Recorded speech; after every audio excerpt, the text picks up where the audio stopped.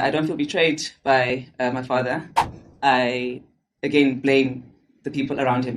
I don't take any responsibility. I do blame the people around the leadership.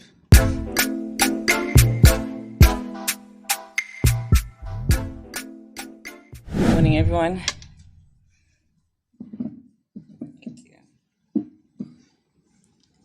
Okay, I'll start with the last question. I don't take any responsibility. I do blame the people around the leadership. And I don't feel betrayed by my father. I, again, blame the people around him. Yeah, that's it.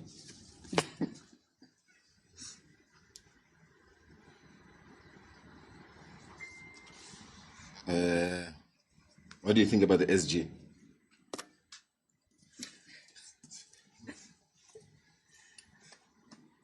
I thought I could escape that one. Up to date, we have not had great SGs. Thank you.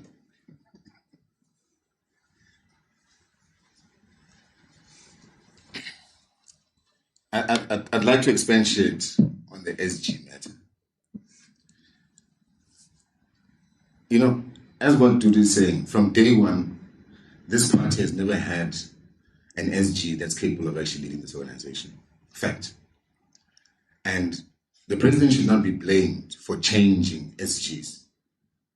And you can see already that with this particular one, where it's going.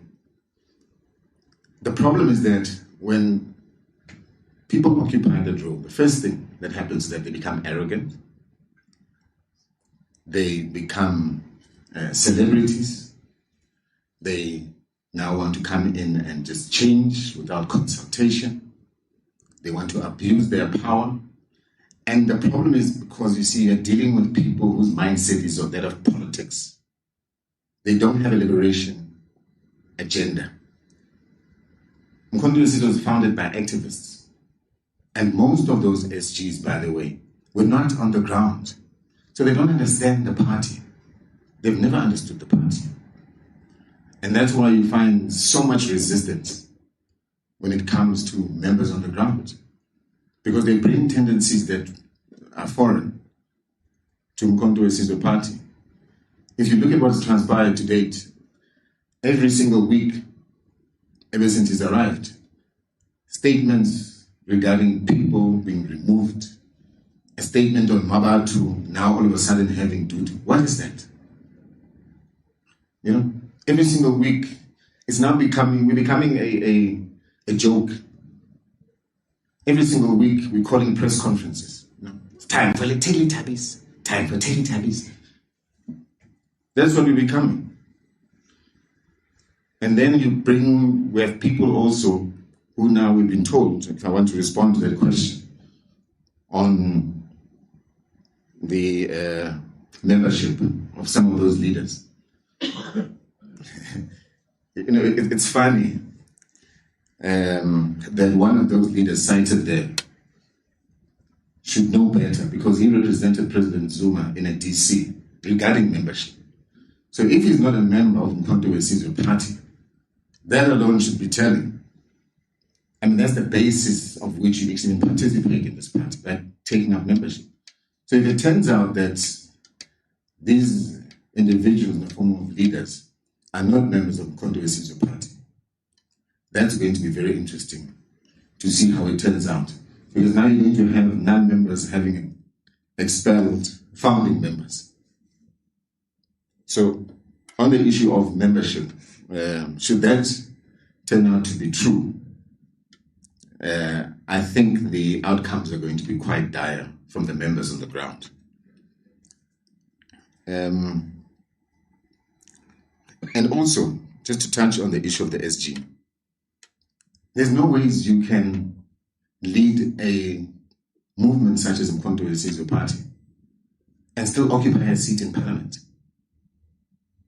and still think you're going to fulfill your roles in parliament and then still in the party. It's not going to work. You have to choose one. Which one is it? Because running uMkhonto party is not a celebrity platform like ad hoc committee. This is a movement. We've got looming government elections. Like we said, not even one poster. So there's a number of issues that we are also aware of, which we cannot divulge, because again, we are disciplined members of uMkhonto weSizwe party. Based on the charges in the NDC party. So the NDC process is very clear in uMkhonto weSizwe party. There's section 4 and section 6 specifically. You lay a complaint, or a member can lay a complaint against another, and you cite in the complaint one of those issues that you wish to raise. That goes to the SGO or the SG. The SG, as per the Constitution, is just merely a postman. He takes that complaint, gives it to the national prosecutor, of whom the national prosecutor contacts as the accused. Within 48 hours, that person who's accused is then requested to respond as to why they should not be charged. And then that makes a determination as to should that be a culmination of charges against you, which will then go through a DC process. You then obviously make your own representations, and based on the outcome thereof, you're sanctioned accordingly based on the offenses in section 3 of the Constitution. But like I said, we have incompetent leaders here. They don't even understand their own constitution. They break their own constitution. They refer to the Constitution. They talk about being organization and being following the Constitution. But yet they break the same Constitution. They flout the Constitution because they don't read. So there's an issue of competence here. So that's the issue of did we go through any of that? No, we didn't go through any of that process.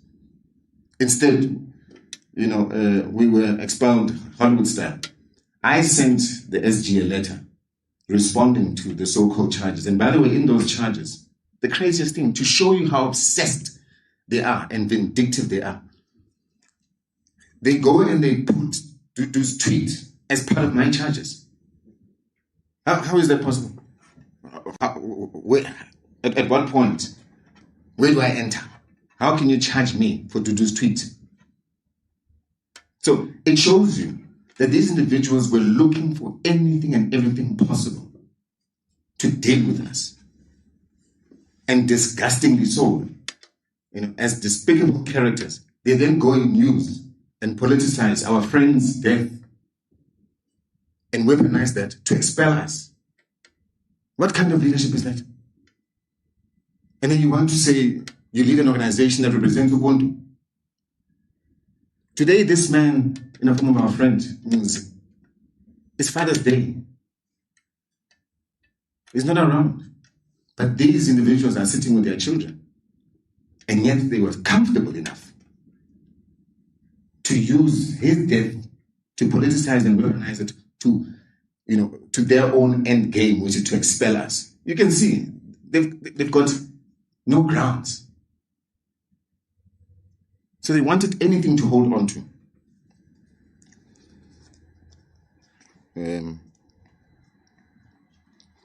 Do we agree that the president agreed to the moves? The president is a very wise man. The president is a liberator. The president divorced from politics a long time ago. He's an activist at heart. When the president, by the way, took over as president of the ANC, he took over a former liberation movement. And what you can see is when he started to want to implement policies that were radical, to take it back to his liberation days, implementing revolutionary policies, they stopped him. And the reason the former liberation movement is the former liberation movement today is because of politics. They abandoned the agenda of liberation.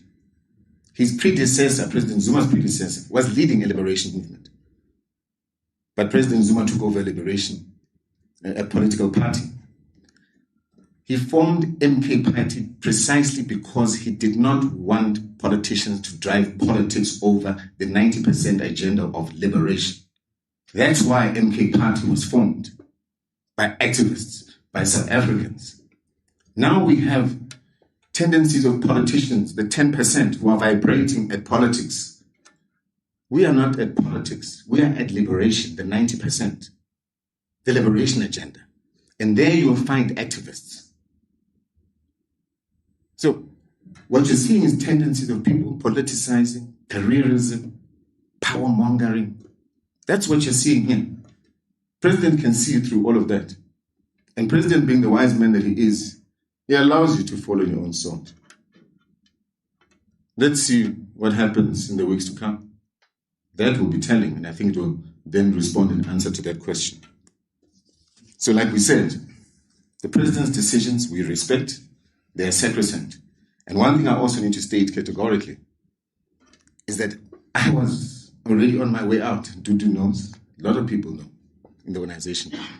I was planning to resign as uMkhonto weSizwe party spokesperson. Funny enough, even that week. So I have no hard feelings. I am not a position monger. I'm not here for positions, like what you find with most of these these leaders who believe that their positions, they were built for those positions. I'm not there. I'm not interested in positions.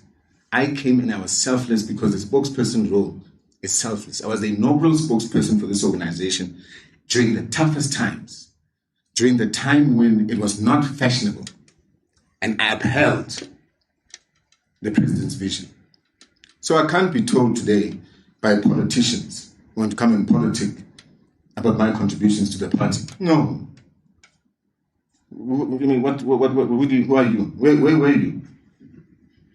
Where were you when we were on the ground? Where were you when Muzi and I used to sleep in a car? Where were you? So we can't be told by our rivalists that we must abandon this party. I mean, us not fighting this would be tantamount to giving birth to a child and leaving them in the wilderness for scavengers to devour. We're not going to allow that. It's not going to happen. You can say whatever you want to say about Dudu and Nhlamulo. If it means we must be around the president to protect certain activities that aim to hijack his agenda, which are politicians, we will ensure that that not happen. That does not happen. And if you think that that is because we are trying to power monger or whatever, that's your problem. And I can tell you, at the time at which the same Duduzile that you see here had moved away from the president, had been isolated from the president, you could already see that this party was not the same. Fact. So that I think is important to highlight.